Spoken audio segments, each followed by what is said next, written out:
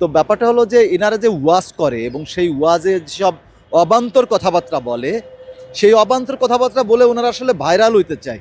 এই যে যারা বাংলাদেশে ওয়াজি আছে এরা ইসলামকে কতটা ধারণ করে, এই জায়গায় প্রশ্ন আছে। তারা ইসলামে যদি ধারণ করাই হয় তাহলে কখনোই সে ব্যক্তি ভুলভাল কথা বলতে পারে না। জামাতের এক নেতা বলেছে একাত্তরের প্রজন্ম একটি নিকৃষ্টতম প্রজন্ম। একাত্তরকে বলেছে মিথ্যা, সব মিথ্যা। আসলে এটাকে আপনি কিভাবে দেখছেন?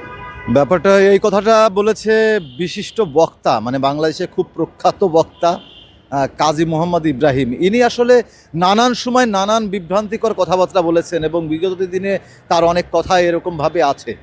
তো ব্যাপারটা হলো যে এনারা যে ওয়াজ করে এবং সেই ওয়াজে যেসব অবান্তর কথাবার্তা বলে, সেই অবান্তর কথাবার্তা বলে ওনারা আসলে ভাইরাল হইতে চায়। এই যে যারা বাংলাদেশে ওয়াজি আছে এরা ইসলামকে কতটা ধারণ করে, এই জায়গায় প্রশ্ন আছে। তারা ইসলামে যদি ধারণ করাই হয় তাহলে কখনোই সে ব্যক্তি ভুলভাল কথা বলতে পারে না। তো ভুলভাল কথাবার্তা তো বলছেই, এবং তারা কথা বলতে বলতে এমন জায়গায় চলে যায়। ওই যে তার মনোয়ার নামে একজন লোক আছে, আমি এই ইসলামিক বক্তাগুলো অনেকের নাম জানি না, কিছু ফেমাস বক্তা বাদে, তারা এই বিগত দিনে এইসব কথাবার্তা বলেছে।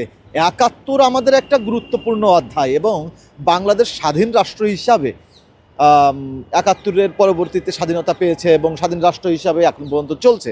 যদিও এই রাষ্ট্রযন্ত্র সেইভাবে রান করে নাই, এখানে গোষ্ঠীগত ধারার ভিতরে তাদের দখলদারিত্বের ভিতরেই চলে গেছে, কিন্তু সেই কথাই বলতে পারতো। কিন্তু কাজী ইব্রাহিম তিনি যে কোন চেতনার, সেই চেতনায় উদ্বুদ্ধ হয়ে তারা একটা কথা বলে আসছে।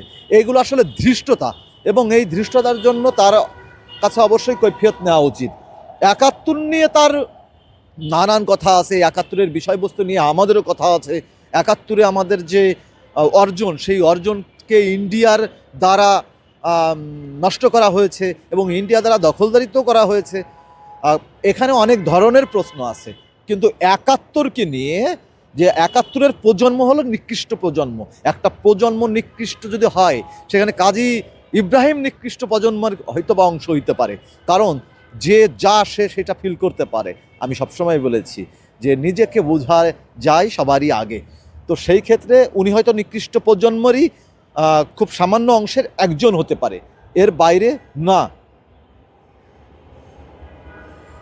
বললেন